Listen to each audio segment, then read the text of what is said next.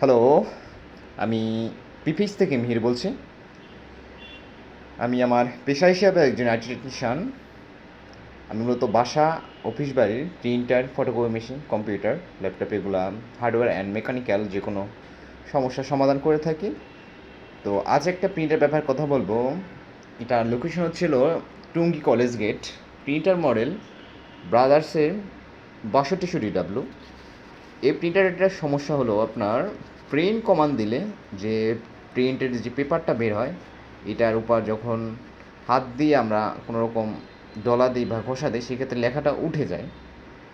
তো এই ব্রাদার্সের একটা কমন প্রবলেম এটাই বেশিরভাগই হয়ে থাকে। আরও মেকানিক্যাল অনেক প্রবলেম আছে, তো এই প্রবলেমটা বেশিই দেখি। এই প্রবলেমটা মূলত হিটার ইউনিট থেকে হয়।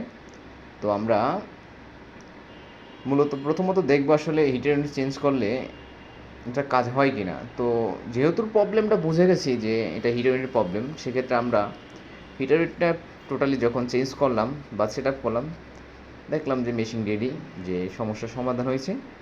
তো সর্বশেষ একটাই কথা,